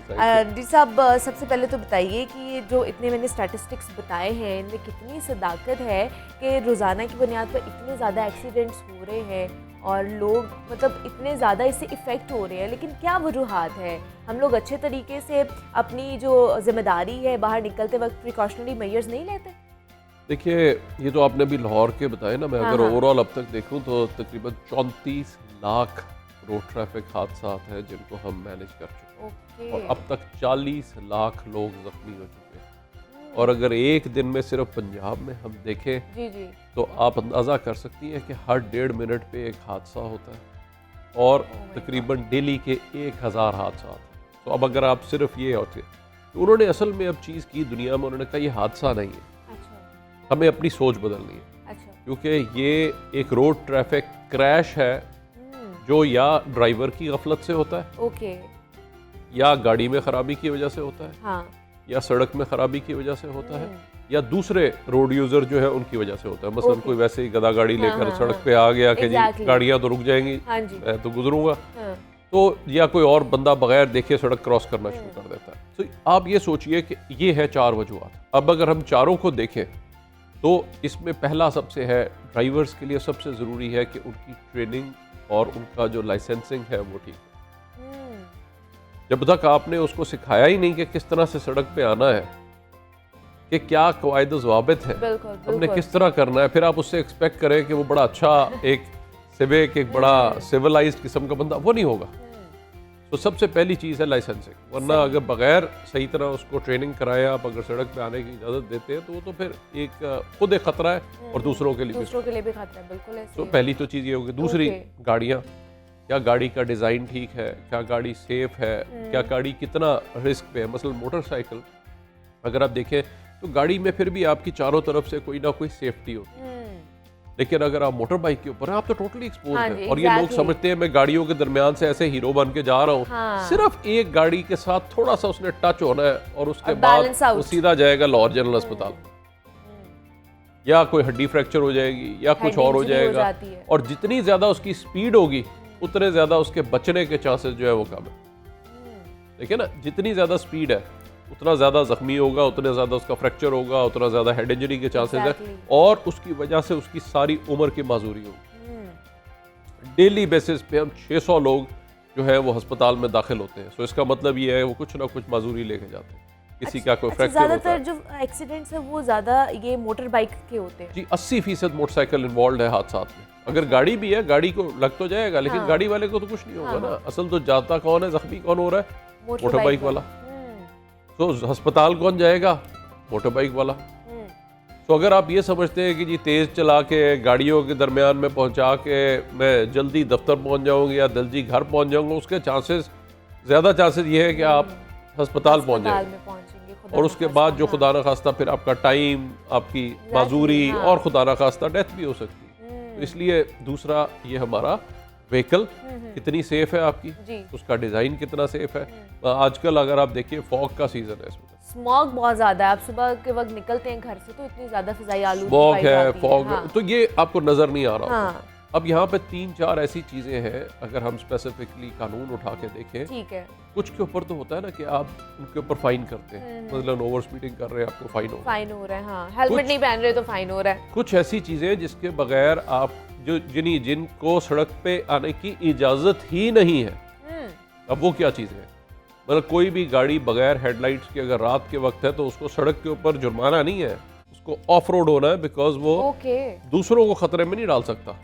ये तो नहीं कि 1000 रुपए का आप जुर्माना क्या जी हम बंदे मारो अब जाके, ये तो नहीं हो सकता। ठीक है, तो इसलिए उसको इजाजत नहीं है। दूसरी, आपने देखा ये सरिये बाहर निकले होते हैं, कुछ और चीजें निकली होती हैं, गन्ने बाहर निकले होते हैं साइडों से, गाड़ी से बाहर निकले हुए। बिल्कुल बिल्कुल। ऐसी गाड़ियों को इजाजत नहीं, ये सड़क पे आने की इजाजत ही नहीं। लेकिन ये तो हमारी सड़कों पे आम फिर रही होती है। देखिए ये तो, और देखिए कानून जब बना उसमें इस पे ऊपर भी जुर्माना रख सकते थे, अच्छा, लेकिन उन्होंने ऐसी चीजों पे जुर्माना नहीं रखा। उन्होंने कहा ऐसी चीजों को इजाजत ही नहीं है। लेकिन इजाजत ना होने के बगैर भी हमारी सड़कों पर ये इतने बड़े बड़े ट्रक्स हमें नजर आ रहे आप अगर होते देखिए हैं, हाँ। अंदाजा करें ना कि एक गाड़ी है बगैर हेडलाइट के, आपने उसका जुर्माना कर दिया, चलो जी 1000 रुपए, आगे जाके वो बंदा मार देती है। एग्जैक्टली, यू नॉट अलाउड कि इस किस्म की चीज जो है वो इजाजत नहीं है उसकी। इसी तरह कोई चीज अगर जिससे डेंजरस चीजें बाहर निकली हुई है तो गाड़ी के अंदर होनी चाहिए आपकी जो भी है, ठीक है। और उसके बाद फिर इस तरह की, इसी तरह आप गाड़ी साइड पे खड़ी कर लें, स्पेशली फॉग के टाइम पे कोई ट्रॉली खड़े करके। अभी पिछले दिनों एक हादसा हुआ जिसमें पीछे से वो उनको ट्रॉली नजर नहीं आई और सड़क की साइड पे वो खड़ी हुई थी, और वो भाई साहब खड़ी करके उसमें पीछे अपना बिस्तरा डाल के वो सो गए। और वो मोटरसाइकिल वाले आए हैं, वो दोनों बेचारे, उनको नजर ही नहीं आई, रात का वक्त था, ट्रॉली ना उस पर रिफ्लेक्टर था ना कुछ और था, वो दोनों लगे और दोनों की बेचारों की डेथ हो गई, यंग बॉयज। अब सोचिए कितना जुल्म है। तो ऐसी 3-4 चीजों की तो आपको इजाजत है ही नहीं। फिर आते हैं उसके बाद जो माइनर ऑफेंसेस हैं जिनमें कि आपको फिर डॉक्टर साहब फिर इस पे किसने इम्प्लीमेंटेशन करानी है? हम लोग तो सिर्फ आवाज उठा सकते हैं, आप लोग अवेयरनेस फैला सकते हैं, इम्प्लीमेंटेशन फिर कौन करवाएगा? अगर ये हमारे कवानीन में मौजूद हैं ये चीज़ें कि इस तरह के जो व्हीकल्स हैं वो सड़कों पर नहीं आनी चाहिए। आई थिंक इस पे बहुत सिंपल है, एक थोड़ी सी अवेयरनेस। तो जिस तरह आज हमने बात की कि जी ये चीज़ों की इजाज़त नहीं है, क्योंकि इसकी वजह से आप लोगों की ज़िंदगियाँ खतरे में नहीं डाल सकते। और दूसरा, ऑब्वियसली हम अगर एनफोर्समेंट को इफेक्टिव बना लें, हमारे पास बहुत सारी एग्जांपल्स मौजूद हैं। मुझे याद है जब ये बहुत ज़्यादा वन व्हीलिंग शुरू हो गई, मोटर बाइक गैंग्स हो गए, तो पुलिस ने ये कितना ज़बरदस्त काम किया उस वक्त कि उन्होंने जो था, जितने थे ये गैंग्स थे, उनके ऊपर एक क्रैकडाउन किया और हर इलाके से गैंग खत्म हुए और स्ट्रीट क्राइम भी खत्म हो गया। तो ये देखिए ये एग्जांपल्स मौजूद हैं। सिर्फ हमें इनको इफेक्टिवली देखना ये है कि नंबर 1 वजह क्या बन रही है, उसके ऊपर क्या हिफाजती इकदाम की ज़रूरत है, और जो कवानीन है उनकी अहमियत ख़त्म हो जाती है अगर हम उनके ऊपर अमल दरामद नहीं करा सकते। तो इसलिए फिर इनके ऊपर अगर हम इफेक्टिवली कर लें तो मैं समझता हूँ ये हादसा जितने हैं, और वैसे भी ये अब जो हमारा SDGs है, जो इस वक्त सस्टेनेबल डेवलपमेंट गोल्स है दुनिया में, UN की जो हमने इस वक्त ग्लोबल रोड सेफ्टी के साथ हमारी साइनिंग है कि 2030 तक हमने 50% हादसा की शरह में कम करना। ठीक है। तो अगर आप इफेक्टिव मेजर्स नहीं लेते तो कैसे कर सकते तो हैं? फिर हम नहीं कर सकते। तो इसमें चंद इफेक्टिव मेजर्स, जिसमें कि मोटर बाइक की आई थिंक स्पीड चाइना ने की है, चाइना ने जो नई बाइक्स लाए हैं उसमें एनवायरनमेंट सेफ आ गई है। अच्छा। इलेक्ट्रिक बाइक्स उन्होंने इंट्रोड्यूस की है, तो उससे ये हुआ कि और तो एनवायरनमेंट साफ हो गई। दूसरा उन्होंने ये किया कि उसकी स्पीड को रिड्यूस कर दिया, तो उससे उनकी स्ट्रेट अवे हादसा और स्ट्रीट क्राइम वो ख़त्म हो गया, ना होने के बराबर हो गया। तो देखिए आपके पास कुछ ना कुछ तरीक़ाकार है बहुत सारे जिनके ज़रिए आप ये काम कर सकते हैं। उसमें हमने देखना ये है कि एविडेंस बेस्ड हमारे पास डेटा है, और एविडेंस बेस्ड हमें देखना ये है कि कौन सी इंटरवेंशन है जो कि इफ़ेक्टिव हो सकती है, और उसके ऊपर हम अमल दरामद करें। अब सोचे ना, मोटरवे पे आप जब चढ़ते हैं आपका एटीट्यूड चेंज हो जाता है, आप सीट Exactly, बेल्ट भी हाँ। लगाते हैं, लेन डिसिप्लिन भी फॉलो करते हैं। बिल्कुल, वो जैसे पता ही- होता है ना कि हमारे ऊपर जरा नजर पड़ रही है, मॉनिटरिंग हो रही है। जैसे ही आप उतरते हैं तो आप कहते हैं चलो पाकिस्तान आ गया है, अब हम सब कुछ ये उतारे, अब जरूरत नहीं है। हाँ। तो देखिए ये वहीं पे कर लिया ना, यहीं पे हमने करके भी देखा। आप कहते हैं जी कंट्रोल्ड एनवायरनमेंट है, ठीक है, कहीं पे भी आप करें, आप शुरू तो करें, जहाँ से आगाज होगा। और देखिए उन चीज़ों को जो कि पहले आपको जिनको इंश्योर करना है, मतलब ये 3-4 चीज़ें जिनकी इजाज़त नहीं है, इन पे तो हम यकीन इंश्योर करें कि इस किस्म की चीज़ सड़क पे नहीं आती। 2 बार आप उसको ऑफ रोड करेंगे, तीसरी बार सबको मैसेज कम्युनिकेट हो जाता है, यार इस Exactly, इलाके कि से नहीं अब- गुजरना, हाँ, इस यहाँ इलाके पे जो से- ट्रैफिक वार्डन है या फलाना बंदा है वो बड़ा Exactly, सख्त आ गया है, हाँ। तो वो इस तरह से ट्रॉली जो डेंजरस है उसको इजाज़त नहीं देता कि वो बंदों को जाके वो करे। इन्फोर्समेंट हमारी जो है ना वो बड़ी अच्छी होगी, तो तभी ये चीजें ज्यादा बेहतर और ये तरीके से एग्जाम्पल चल मौजूद है, सकती हैं। इन्होंने खुद करके दिखाया। हाँ एग्जैक्टली, करके दिखाया। दूसरा, अगर सर आप सड़क पे निकलते, मॉल रोड पे निकलते, इतनी ज़्यादा आबादी बढ़ती जा रही है, एक तो हमारी बहुत ज़्यादा ट्रैफिक कवानीन हैं लेकिन उन पर अमल दरामद नहीं हो रहा, बहुत ज़्यादा ट्रैफिक भी बढ़ती जा रही है। 10 वहाँ से मोटर बाइक्स गुजरेंगी जिनमें से एक ने हेलमेट पहना होगा, बाकी 9 ने हेलमेट नहीं पहना होगा, और वो गुजर जाती हैं। अभी Enforcement तो lack एक है। और बड़ी इंटरेस्टिंग चीज़ ये है कि आपको पता है कि ज़्यादा ज़ख्मी जब मोटरसाइकिल पे 2 लोग हों तो ज़्यादा ज़ख्मी होने के चांसेस किसके हैं? पीछे वाला जो जी, बैठा पीछे हुआ वाले का। और उस पे तो हेलमेट पहना ही नहीं होता, एग्जैक्टली। क्योंकि आगे वाला तो अटेंटिव बैठा है, हाँ। वो जैसे ही कुछ होगा तो वो अपने आप को बचाएगा। जो पीछे वाला है, लेकिन सर बहुत से ऐसे भी आपने केसेस देखे होंगे, बाइक पे जा रहे होंगे, आगे वाले ने पहना नहीं होगा, वो हेलमेट पीछे वाले ने पहना पीछे होगा। बैठी भी अक्सर खवातीन होती हैं, कहती हैं शायद उनको पहनने की जरूरत नहीं है, तो इसलिए, और वो बैठी भी एक इस अंदाज से होती है, तो उसके बाद जैसे ही होता है वो दूसरे बहुत से लोगों ने साइड पे लटकाया हुआ होता है, टैंकी पे रखा हुआ होता है, शायद उनको बाइक को ज्यादा हिफाजत कर रहे होते हैं, उसकी हिफाजत कर रहे होते हैं। तो इसलिए ये देखिए, अब ये तो अब चीज़ जो है ना तो ये सोचने की ज़रूरत है। और मैं लोगों से भी अपील करूंगा, देखिए अगर उनको अपने जो भी हैं, शौहर या बेटा है या बाप है, वो अगर अजीज़ है, तो बिल्कुल जब वो ऐसे ही। जाए सड़क के ऊपर तो उनसे ये वादा लें कि देखिए आहिस्ता स्पीड में चलाएंगे कि आप बाहिफाजत घर आए, ये ना अस्पताल खुदा ना खास्ता आपको जाना पड़े। तो इसलिए जब भी दफ्तर जा रहे हैं जल्दी निकले, अच्छा, आहिस्ता जाए, सही। और जब वापस आ रहे हैं तो जल्दी नहीं, थोड़ी लेट आ जाए, लेकिन बाहिफाजत आए। तो मैं बाहिफाजत समझता हूँ आए, ये हाँ। उनको वादा करना है। याद रखें कि हमें हमारा कोई इंतजार कर रहा है घर में, हमने सही सलामत वापस जाना है, उनसे जाके मिलना है, तो ये आपके माइंड में होगा ना, तो आप अच्छे तरीके से ड्राइव कर सकते हैं जब आप सड़क पे होते हैं। अच्छा, दूसरा ये बताइए कि क्या जब घर से निकल रहे हैं, अगर खुदा ना खास्ता एक्सीडेंट हो जाता है सर, तो फर्स्ट एड क्या सबसे पहले हमारी होनी चाहिए? क्योंकि हम एक तो फ़ौरन से खुद से ही करना शुरू हो जाते हैं, तो उसमें क्या क्या मेजरमेंट्स हमारे होने चाहिए? देखिए पहले तो सबसे ज़रूरी चीज़ है कि अगर आपका सड़क पे हादसा हुआ है तो आप साइड पे हो जाए, ठीक ये ना हो कि एक और हादसा हो जाए। हाँ। तो इसलिए सबसे पहले तो आपने उस खतरे वाली जगह से निकलना है। फिर उसके बाद देखना ये कि अगर खून बह रहा है, सही। उसको कोई ऐसी प्रेशर बैंडेज कर दें ताकि वो खून बहना वहाँ से बंद हो जाए। और उसके बाद जो है हमारा सबसे पहले तो अब अल्लाह का शुक्र है कि आज पाकिस्तान में एक निज़ाम मौजूद है जिसमें सिर्फ एक नंबर पर डायल करना है उसने, 1122। तो वहाँ पे उसको जो है वो सर्विसेज जो है वो मिल जाएगी। ये 1122 नंबर है, सर्विस का नाम नहीं है। तो इसलिए ये हमारे साथ एक और जगह पे भी हुआ। अच्छा। मैं खैबर पख्तूनख्वा हमने लोगों को ट्रेन किया, तो जी, कुछ जी। और, तो मैं ऊपर गया हुआ था, तो मैं वापसी पे आ रहा था, तो मैंने उससे पूछा मर्दान में कि आपकी सर्विस कैसी चल रही? तो कहता सर परसों बड़ा इंटरेस्टिंग वाकया हुआ। हाँ। तो उन्होंने कहा कि वहाँ पे ना तो एक हादसा, वो इमरजेंसी हुई, तो उन्होंने कहा आपने कॉल नहीं किया, तो वो तो इमरजेंसी सर्विस बन गई है। तो कहता है कि हाँ वो 1122 का सर्विस तो बहुत अच्छा है, लेकिन उसका मुझे नंबर नहीं पता। तो इसलिए ये नंबर है ये नाम नहीं है। नाम हाँ। नहीं है, नाम ये रेस्क्यू सर्विस या इमरजेंसी सर्विस है। और ये आपकी कोई भी इमरजेंसी हो, सिर्फ इमरजेंसी में हमें कॉल करें, जी, जी। हाँ, बिला वजह नहीं। प्रैंक कॉल्स ना हाँ, करें, हाँ। खुदारा और उससे जो उससे- थोड़ा सा इज्तनाब करें। तो इसलिए फ़ौरन हमें कॉल करें ताकि हम आपकी बर वक्त मदद के लिए आ सकें। ठीक। तो वहाँ पे कॉल करें, और अगर खुदा ना खास्ता उसको कोई कमर की चोट है तो उसमें जल्दबाजी ना करें, उसको बाहिफाजत बगैर कमर को ज़्यादा बड़ोड़ा दिए हुए साइड पे ले आए ताकि उसको बाहिफाजत वहाँ से शिफ्ट किया जा सके। तो इसलिए ये सारी अब चीज़ें आज अवेलेबल हैं, और डेली बेसिस पे हमारी मोटर बाइक रेस्क्यू सर्विस ठीक भी है। है जो 4 मिनट में पहुँच जाती है। इसी तरह से हमारी एम्बुलेंस भी है जहाँ पे और ज़्यादा सीरियस पेशेंट है जिसको ले जाने की ज़रूरत है। तो ये सारी फैसिलिटीज़ आज अवेलेबल है, तो उनको फ़ौरन कॉल करें। प्लस मैं सबसे ज़्यादा दूसरी चीज़ जो रिक्वेस्ट करूँगा वो ये है हर शहरी को, कि बहुत आसान प्रोग्राम है आज गवर्नमेंट ने शुरू किया है। अच्छा। इट्स कॉल्ड www.111 .cpr.gov.pk या पाक लाइफ सेवर, पाक लाइफ लाइफ सेवर, सेवर ये आप सिंपली ऐप जहाँ पे इतना टाइम आप सोशल मीडिया पे गुजारते हैं वहाँ पे ऐप डाउनलोड कर लें। ठीक है। उसमें किस तरह खून अगर बह रहा हो, किस तरह आपने पट्टी करनी है और किस तरह अगर किसी का दिल रुक गया है तो उसको मुतहरिक करना है, वो उसमें आपको दिया गया है। तो बहुत आसान आप लर्न कर सकते हैं, ज़रूर सीखें।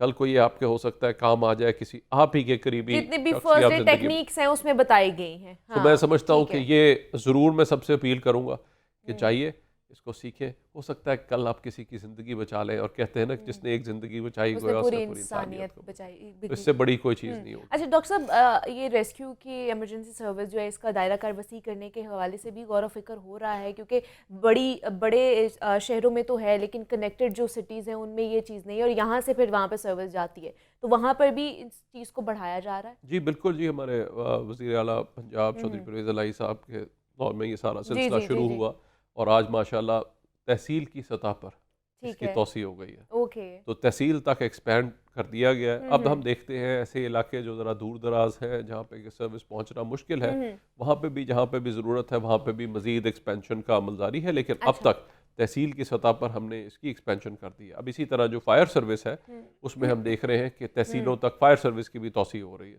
तो इमरजेंसी एम्बुलेंस और रेस्क्यू सर्विसेज हम ले गए हैं तहसील तक, और अब फायर सर्विसेज की भी तौसी का अमल जो है वो जारी है। तो चाहे एम्बुलेंस हो या रेस्क्यू सर्विस हो, फ्लड में रेस्क्यू करना हो, कोई भी हो, इवन एनिमल्स को भी हम आजकल रेस्क्यू करते हैं, ताकि बेचारा जानवर भी अगर कोई मुसीबत में है, कहीं पे फंस गया है, उसको भी जाके रेस्क्यू 112 निकालती है। तो हमारी कोशिश यही होती है कि जब आप हमें कोई शहरी कॉल करें तो हम ये ना कहें कि आप उधर कॉल करें, बल्कि उसकी इमरजेंसी को अपनी इमरजेंसी समझते हुए उसकी जितनी हम मदद कर सकते हैं वो मदद करें।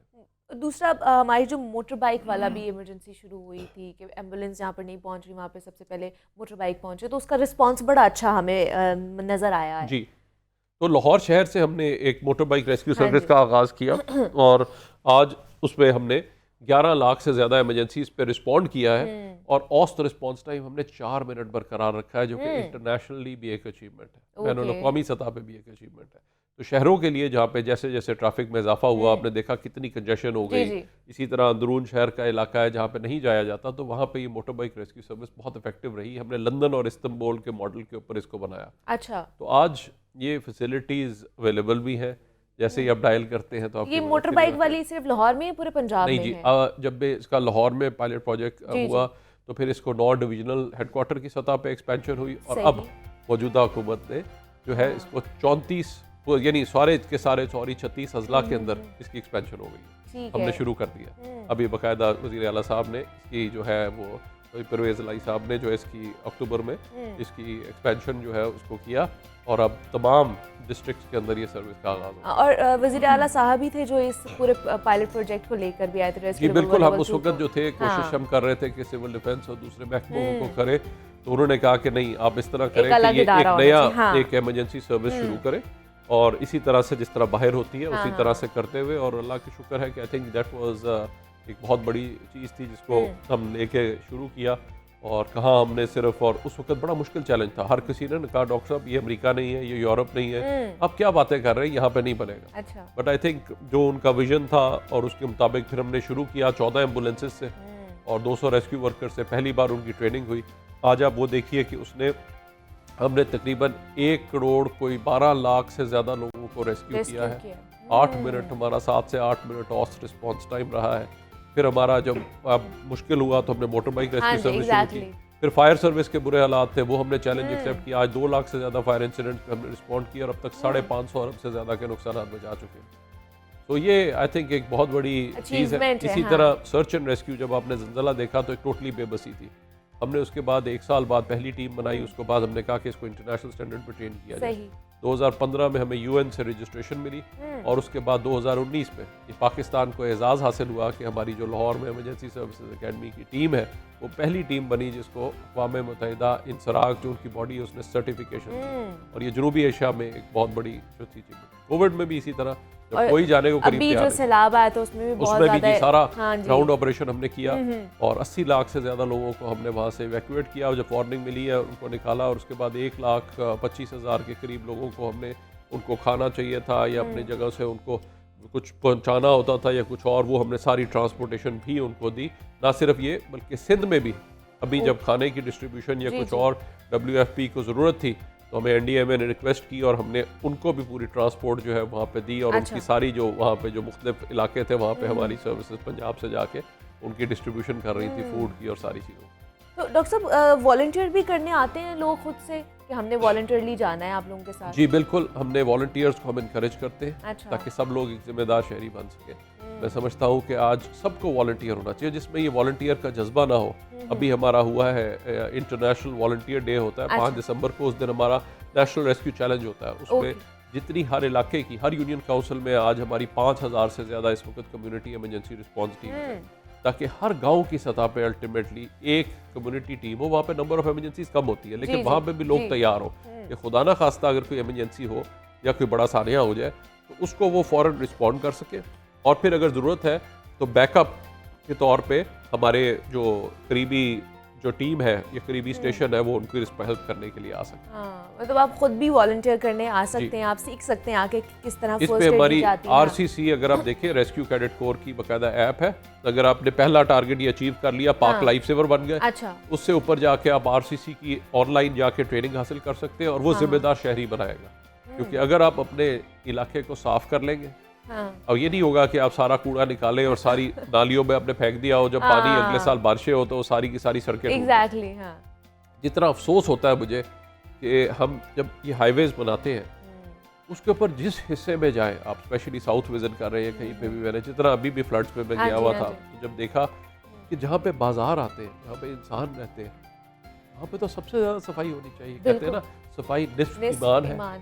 तो वहाँ पे सबसे ज़्यादा पानी खड़ा होता है, वहीं पे सड़क टूटी होती है। हम अपनी दुकान तो बना ली उन्होंने लेकिन उसका थड़ा ऊंचा कर दिया और सड़क को नीचा कर दिया ताकि सारा पानी उधर खड़ा हो। ये नहीं एहसास होता कि यार यहाँ से जो ट्रैफिक गुजरेगी वो जब सड़क टूट जाएगी तो क्या उसकी बनेगा। वजह से आप भी मुतासर होंगे, आपकी चीज़ें भी मुतासर होंगी। ये हमारे में शऊर उजागर करने की हमें ज़रूरत है कि अगर आप कुछ चीज़ कर रहे हैं तो आपकी वजह से दूसरे डिस्टर्ब हो रहे हैं तो लाजमी आप भी उस चीज़ से डिस्टर्ब होंगे। हमारे साथ DG रेस्क्यू 1122 मौजूद थे। सर बहुत शुक्रिया आपके वक्त का कि आप यहाँ पर आए और जनाब बात कर रहे थे कि हादसात की वजूहात क्या है, क्यों शराइ इतनी ज़्यादा बढ़ती जा रही है और जो रेस्क्यू है 1122 वो क्या क्या इकदाम उठा रही है। यहाँ पर छोटी सी ब्रेक लेंगे, मिलते हैं इस ब्रेक के बाद।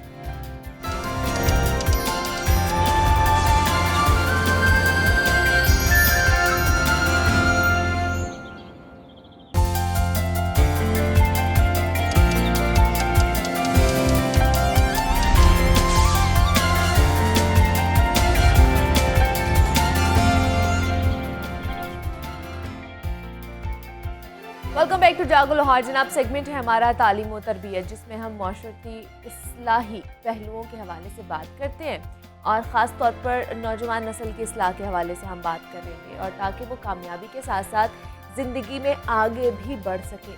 पाकिस्तान जैसे मुल्क में जहाँ आबादी का 62% से ज़ायद हिस्सा नौजवानों पर मुश्तमिल है, वहाँ बेशतर नौजवानों को मैट्रिक और इवन दो के इंटरमीडिएट और मास्टर्स करने तक भी इल्म नहीं होता कि उनका असल में रुझान किस तरफ है और वो ये तालीम क्यों हासिल कर रहे हैं। कुछ बरसों से सोशल मीडिया और फ्रीलांसिंग के फ़रोग के बाद नौजवानों की एक बड़ी तादाद ऐसी है जो कि ये समझती है कि डिग्रियां लेने का कोई फ़ायदा नहीं है और जो 5 से 6 साल हम लोगों ने डिग्री के हसूल के लिए लगाने हैं उससे बेहतर है कि चंद महीने में कोई हुनर सीख लिया जाए, कोई ऐसा स्किल सीख ली जाए और फिर हम लोग कमाई पर लग जाए। और अगर ये रास्ता दुरुस्त होता तो दुनिया भर की जितनी भी यूनिवर्सिटीज़ हैं, बड़ी बड़ी यूनिवर्सिटीज़ हैं, वो तो अब तक बंद हो जाती।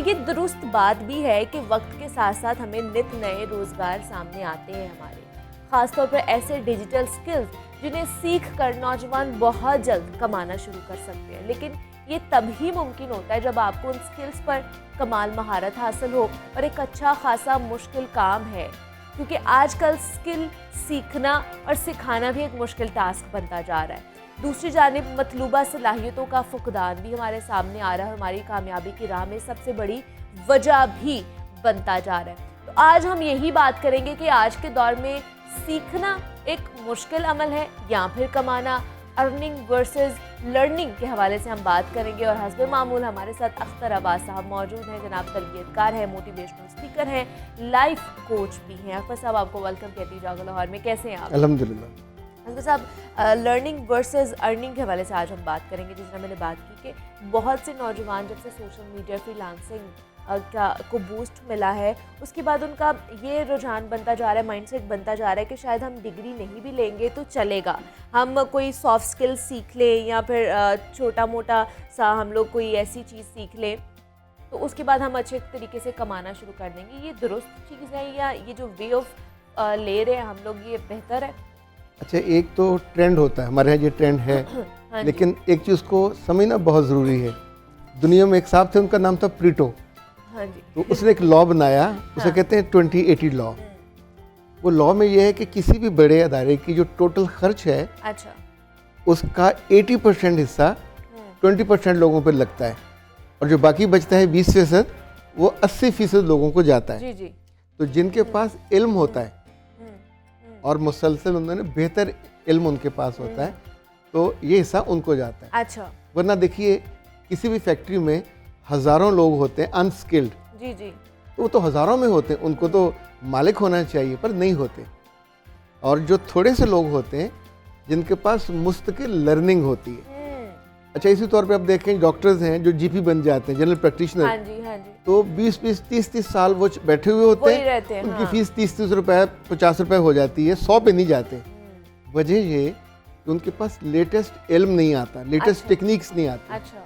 और इतनी बड़ी डिग्री लेने के बाद भी आप वहीं पे स्टक हो जाते हैं। तो दुनिया ये कहती है कि लर्निंग, डी लर्निंग ठीक है। और री लर्निंग, ओके। यानी जैसे आपके पास मोबाइल है, हाँ। जो ही इसका सॉफ्टवेयर बदलता है तो आप उसको डी लर्न कर देते हैं, हाँ। फिर आप नया सीखते हैं और नया सीखने के बाद आप उसकी वसअत में खो जाते हैं। हाँ। ज़िंदगी का सारा इल्म और सारी जो डिपेंडेंसी है वो पैसे पे नहीं है। इज्जत किसके साथ जुड़ी है? पैसे के साथ नहीं है, बिल्कुल ऐसे ही, हाँ जी। सीखने के साथ जुड़ी है। पूरी इंसानी तारीख में सुकरात बुकरात से लेके अब तक जितने अहले इल्म हैं, अहले दानिश हैं, उन सबको स्किल आती थी, उनमें से कोई भी अनस्किल्ड नहीं था। इवन हमारे जितने उलमा थे, स्कॉलर्स थे, हाँ जी। सब हिकमत करते थे। एग्जैक्टली। ये सब तनख्वाहें नहीं लेते थे और उनकी हिकमत में, और इवन उनमें से बेशतर वो थे जो फिजिक्स के, केमिस्ट्री के, बिल्कुल एग्जैक्टली, हाँ। बड़े बड़े आलमों में गिने जाते हाँ। थे। अच्छा, अब अजीब सा शॉर्टकट, हम चूँकि हर जगह शॉर्टकट मारने के चक्कर में होते हैं। हाँ। और वरना बहुत से लोग ऐसे मैं जानता हूँ कि जो बहुत अच्छी जॉब्स करते हैं, जब आपके पास एक स्किल आती है, अपॉर्चुनिटी आती है, बहुत से पढ़े लिखे लोगों ने उबर भी चलाया, क्रीम भी चलाया अपनी इनकम बढ़ाने के लिए। तो ये एक अजाफी आप वक्त सर्व करते हैं। यूनिवर्सिटी में जो बच्चे पढ़ते हैं उनके बारे में मैं, आप बहुत अच्छी अभी जब आप कर रहे थे इंट्रो, कि ये लोग उस लर्निंग को इल्म नहीं बनाते। अच्छा। यानी जो वो लर्न कर रहे होते हैं उनके लिए पेपर्स हैं, रटा है, अगर वो उसको इल्म बना लें तो उनके लिए रिस्क भी मिलेगा, उनको इज्जत भी मिलती है, उनको वक़्त भी मिलती है, क्योंकि हम उसको जीते नहीं है उस इल्म को। इल्म जब भी हो, यानी इस वक्त स्टूडियो में जो बंदा जिस काम पे उसको वो आता है, ही लिव्स दैट लाइफ, इसलिए उसकी इम्पोर्टेंस है। तालीमी इदारों में जितने बच्चे जो फ़र्ज़ करें मैथ्स काम में हैं, जो फर्स्ट ईयर में आर्टिकल लिखने लग जाएं और सेकंड ईयर तक कहीं जॉब कर लें, हाँ। वो बाकी 100 की निस्बत कहीं ज़्यादा, तो अब ये कि बेहतर उन्होंने होते हैं, बेहतर हाँ, होते हैं, exactly। उन्होंने लर्न किया, साथ ही अर्निंग पे चले गए। एग्जैक्टली, हाँ। दुनिया में 16 साल का बच्चा, 17 साल का बच्चा या बच्ची पढ़ाई के साथ जिसने सिर्फ रिसर्च करनी है वो यूनिवर्सिटी में पढ़ता है, हाँ। बाकी सब जॉब करने लग जाते हैं। सही। अच्छा, उस जॉब के दौरान कोई आपको मना नहीं करता कि आप नई डिग्री लें और सीखें। वहाँ चूँकि यूनिवर्सिटियों में जब आप जाते हैं तो आपको स्कॉलरशिप भी मिल जाता है, रहने का खर्चा, यूनिवर्सिटी का खर्चा, और बाद में आप उसको करते रहें, तो इल्म रुकता कहीं नहीं है। अच्छा, जो मैंने एक बड़ी मज़े की चीज़ सीखी कि इल्म जब भी आपको डिग्री लेते हैं, फ़र्ज़ करें एमफिल करते हैं या पीएचडी करते हैं, ये डिग्री एक रद्दी कागज़ है अगर आप उस इल्म में, उसकी बॉडी में कंट्रीब्यूट नहीं करते। ओके। यानी आप सोच लेना, किचन में आप गए, हाँ। तो अगर आपने वो अंडा ही बॉयल करना है तो ये तो कोई इल्म नहीं है। अगर आप उसका खागीना बना देते हो, उसमें कुछ नई डिशेस बना हाँ, देते फिर हो, वो ऐसी थोड़ा, कटिंग हाँ। करते हो कि खाने वाले कहते हैं यार टू गुड, हाँ। इसने कुछ कंट्रीब्यूट किया है। हम आम तौर पे जिन डिग्रियों को पढ़ रहे हैं यूनिवर्सिटियों में, ना तो उनके असातिज़ा को मार्केट का एक्सपोजर है, बेशतर वो हैं जिन्होंने डिग्रियां की और वही नौकरी उनकी हो गई। अब वो जानते ही नहीं ज़िंदगी का थ्रेट क्या है। बहुत सी डिग्रियां ऐसी हैं जिनका कोई सोसाइटी में यूज़ ही कोई नहीं है।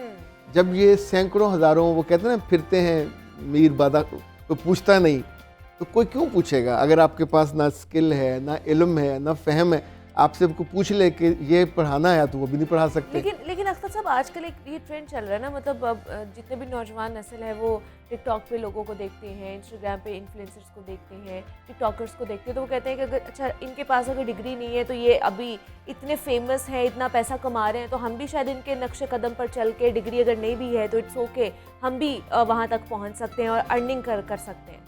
अच्छा, ज़िंदगी में एक बड़ी मज़े की चीज़ होती है, वो होती है हाइप क्रिएट होना। ये एक बुलबुले की तरह होते हैं। बहुत से लड़के हैं, लड़कियां ऐसे आए हैं टिकटॉक में। तो आपको क्या लगता है कभी ये हीरो या हीरोशिप उनकी उतनी होती है जितनी टीवी ड्रामे वाले की या फिल्म वाले की हो सकती है? ये चंद हफ्ते, चंद महीने, और उसके बाद अगर तो कोई मुश्किल एफर्ट करता रहे तो क्या करे, उसको सीखना पड़ेगा ना। नया कंटेंट लेके आएगा, नई चीज़, एक ही जैसी फजूल लतीफ़े तो लोग नहीं सारी उम्र टिकटॉक से सुनेंगे ना। इनमें भी वो जो कंसिस्टेंट रहते हैं और नई चीज़ सीखते हैं, नई जगह बदलते हैं, नया माहौल देखते हैं, तो उनके अंदर कोई नयापन आ जाता है, ताजगी आ जाती है। अदरवाइज तो हमने सबको फिर डूबते ही देखा है। अभी रिसेंटली भी आपने एक वीडियो देखी होगी, लड़की की डांस वीडियो जो है टिकटॉक से वायरल हुई, बहुत ज़्यादा उसे शोज़ पर भी बुलाया गया, उससे पूछा भी गया कि ये कहाँ पर कर रही थी आप, कैसे वायरल हुई। देन अब उसको काम मिलना शुरू हो चुका है, तो अब ये भी एक एग्जाम्पल बनती जा रही है नौजवानों के लिए कि अच्छा आपकी एक वीडियो वायरल हो जाएगी और उसके बाद फिर आपको काम मिलना शुरू हो जाएगा, आप पैसे कमाना शुरू हो जाओगे, तो शायद हमारा भी चांस ऐसे ही लगेगा और हम भी अगर कुछ नहीं कर रहे होंगे तो इसी तरह हम फेमस हो जाएंगे। तो अभी देखिए 3-4 चीज़ें इस वक्त जिसे फ्रीलांसिंग कहते हैं ना। हाँ। बहुत सी लड़कियां ऐसी हैं जो पढ़ी लिखी थी पर उनको घर से बाहर जॉब करने की इजाज़त नहीं थी। हाँ जी। उन्होंने घर में बैठ के फ्रीलांसिंग सीखी, दूसरों के प्रोडक्ट्स बेचने शुरू किए। हाँ जी, बिल्कुल। या इसी तौर पे उन्होंने वो जो थी डिज़ाइनिंग और घर पे बैठ के जो चीज़ें भी हो सकती हैं वो सीखी। अच्छा, अब वो अपने बहन भाइयों की निस्बत 10 घंटे 12 घंटे ज़्यादा मेहनत करती हैं, रात को जागती हैं। इवन आपको अगर कंटेंट भी चाहिए, लिखना है, तो वो उसका टाइम और है ना, तो आप बाकियों की निस्बत उस कंटेंट लिखने को सीखेंगे। जो यानी मेरा कहना ये है कि जो सीखेगा वो जिएगा। ओके। जो सीखेगा नहीं उसका रिस्क भी कम हो जाएगा। जो इंजीनियर्स हैं अगर वो ना सीखें, इंजीनियरिंग के बाद नई डिग्री ना करें, नया इल्म ना लें, तो असिस्टेंट मैनेजर ही रह सकते, मैनेजर नहीं बन सकते। दुनिया के जितने सीईओज हैं, अच्छा आप सोचिए कि दुनिया में सबसे बड़ी कंपनी सॉफ्टवेयर का जो मालिक है बिल गेट्स, इसके मुकाबले पे एप्पल वाला जो है स्टीव, हाँ जी। इन दोनों का कंपैरिजन होता है हार्वर्ड में, और दोनों में से सीखा किसने ज़्यादा। अच्छा, सिर्फ सीखने के साथ अगर ये हो कि पैसा किसने कमाया, तो स्टीव जॉब्स ने बहुत पैसा कमाया था। वहाँ पढ़ाया क्या जाता है कि स्टीव जॉब्स के साथ जीना मुश्किल था, वो लोगों की इज्जत नहीं करता था, वो बदतमीजी करता था, डांटता था। लेकिन बिल गेट्स उसकी निस्बत सॉफ्ट है, हम्बल है, लोगों को मज़ीद सीखने के लिए, यानी ये वो अदारा है जहाँ कहते हैं कि आपको डिग्री नहीं भी है पर आपके पास स्किल है तो हम आपको ऑन बोर्ड कर लेंगे। तो इन अदारों ने जिन लोगों को ऑन बोर्ड किया वो सारे वो हैं जिन्होंने उन अदारों की शक्ल बदल के रखी। अनपढ़ नहीं थे। एग्जैक्टली। They were skilled. हाँ, इवॉल्व होते गए ना वो Exactly. They came with the साथ-साथ, creativity. वक्त के They came with the साथ-साथ, new models. जो नई नई चीज़ों के साथ आए, तो उन अदारों में आप सोचिए, हमने तो सारी उम्र ये पढ़ा था कि जिंदगी में कोई नौकरी वाला करोड़पति नहीं बन सकता। ये हमने मिथ टूटते देखी। ये जो पिचाई है 200 करोड़ कमाता है, यानी दुनिया में सबसे ज़्यादा पैसे उसको मिलते हैं। पर किस बात के? उसके इल्म के साथ वो जो एग्जीक्यूट करता है, यानी उसने जितनी चीज़ें गूगल को दी हैं, इनको दी हैं, तो बड़ा अगर उसको पढ़ा जाए, उसका वालिद अब भी सादा सा है, उनका घर भी सादा सा है, उसको ठीक से अंग्रेज़ी भी बोलनी नहीं आती, और उसने जो सीखा, यानी इंडिया के आम से कॉलेज से गया और वहाँ जाके सीखने के बाद वो उनके टॉप हायरार्की में पहुँचा। तो जब भी आपको अपॉर्चुनिटी मिलती है, जो लोग वहाँ रुक जाते हैं उनका इल्म भी रुक जाता है, ठीक है, उनकी समझ भी रुक जाती है। अच्छा, आप इसको दूसरे एंगल से देखें, अगर कोई इमाम मस्जिद बन जाए, जुमे का खुतबा देता रहे, तो ऐसे फौत भी हो जाएगा। पर अगर वो इल्म में सीखता है तो वो शेखुल हदीस भी बनेगा, शेखुल कुरान भी बनेगा, लोग उसको जिस मोहब्बत के म्यार पे रखते हैं, हाँ बाकियों से बेहतर बोलें, बाकियों से बेहतर बात करें, यानी इवन लोगों को जोड़ने वाला हो, तोड़ने वाला ना हो, ये उसका इल्म है ना जो उसको बताएगा। सो मतलब जितने भी एथिक्स हैं हमारी जिंदगी के, वो हमें इल्म से ही मिलते हैं, of डिग्रियों course. से ही मिलते हैं, जब हम जाके सीखते हैं, जब हम स्कूल लाइफ में जाते हैं, यूनिवर्सिटी जाते हैं, वहाँ से जाके ये चीज़ें सीखते हैं। वैसे नहीं हमें ये सीखने को मिलती बिल्कुल बजा। दुनिया में इस वक्त तकरीबन हर यूनिवर्सिटी में और हर डिग्री में उन्होंने 3 काम किए हैं। नफ्सियात का मजमून लाजमी किया है, जी जी इंसानों को समझने का। कम्युनिटी का लाजमी किया कि जिन लोगों से रहना है। तीसरा एथिक्स को लाजमी किया कि जब तक आप आपको नौकरी मिल गई, बिजनेस शुरू कर दिया, आप उसमें अनएथिकल हो जाते हैं। हाँ दुनिया में आप चोरी नहीं कर सकते, थॉट की भी, लफ्ज़ की भी। अभी देखिए ना प्लेजरिज्म क्या है, इट्स एथिकल कि आप कोई चीज़ लिखते हो तो फौरन आ जाता है जी इतने 20 लफ्ज़ चोरी के हैं, हाँ जी ये बिल्कुल फलां ऐसे फलां ही है। जगह हाँ, से। हमारे एक साहब ने मिस्र के एक बंदे का PhD का मकाला लिया, हाँ, अपने नाम से छाप दिया और ओके, डिग्री ले ली, ओके और बाद में अक्लमंदी ये की, कम अगली ये की कि नेट पे भी डाल दिया। ओ अब नेट पे तो दोनों चीज़ें हाँ सिर्फ नाम same, नाम हाँ, बदला हाँ, था। हाँ, सो वहाँ से रिक्वेस्ट आई पंजाब यूनिवर्सिटी में कि ये प्लेजरिज्म है, चोरी, इन्होंने डाका मारा है, ओके और उसको फिर सारी डिग्रियां उसकी सल्ब करनी पड़ी गवर्नमेंट को। केस चला, उनकी सारी डिग्रियां सल्ब हुई और फिजिक्स में थे। जी तो आप सोचिए इल्म भी एथिकल है, अपना सीखें, उस पर आपकी अपनी मोहर लगे कि यार मैंने क्यों काम किया है, दैट्स माय कंट्रीब्यूशन। तो अगर आपने मक्खी पे अब दुनिया में जितने बड़े लोग हैं, चाहे वो कन्फ्यूशियस है, चाहे वो सुकरात है, चाहे इब्न सीना है, चाहे अलबरूनी है, इन सब ने जो पढ़ा आसपास से, उसके नतीजे में सोसाइटी को वो दिया जहाँ से सोसाइटी बेहतरी हुई, जहाँ लोगों को जो समझे अपनी ज़िंदगी को खूबसूरत बनाने में, अच्छा बनाने में, सक्सेसफुल बनाने में मदद मिली। मैं आपको एक मज़े की बात बताऊँ, दुनिया में एक आलिम थे जिनका नाम था अब्दुल्ला बिन मुबारक। उनके साथ का घर जब बिका तो बेचने वाले ने 1000 रियाल का बेचा।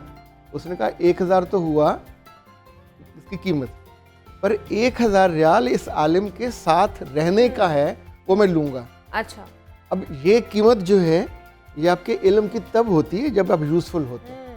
उसने 3 खूबियाँ बताई। उसने कहा ऐसा बंदा, उसको कोई कीमत नहीं है जिसके आप घर जाओ और आपकी आंखों में जो सवाल हो वो बिना कहे पढ़ ले और आपका मसला हल कर दे। अच्छा जहाँ आप रहते हो, आपकी और आपके बच्चों की और आपकी बीवी की, उसकी वजह से इज्जत महफूज हो। हाँ यानी ये उसका इल्म है जो इतना, ठीक है। आप कभी मुश्किल में पड़ो तो वो आपको हेल्प आउट करने आए। यानी जितना भी इल्म आता है ये आपको खुद गर्ज नहीं बनाता, लोगों के लिए जीना सिखाता है, दुनिया को खूबसूरत और बेहतर बनाने पे उकसाता है। मतलब आपको वो नहीं बनाता कि सिर्फ मैं हूँ सोसाइटी में और मेरे अलावा कुछ भी नहीं अपना है। बैंक बैलेंस बढ़ा के कहाँ ले जाओगे ज़्यादा? कहाँ जाएंगे? एट द एंड फिर हमने अल्लाह के पास ही जाना है और बाकी सारी जितनी भी चीज़ें हैं वो यही दुनिया में ही रह जानी है। तो इसलिए जनाब एथिक्स सीखना और सीखने का अमल जो है इसको बरकरार रखना बहुत ज़्यादा ज़रूरी है। अख्तर अब्बास साहब हमारे साथ मौजूद है, इसका बहुत शुक्रिया आपके वक्त का कि आप यहाँ पर आए और अर्निंग वर्सेस लर्निंग के हवाले से जनाब हम आज बात कर रहे थे।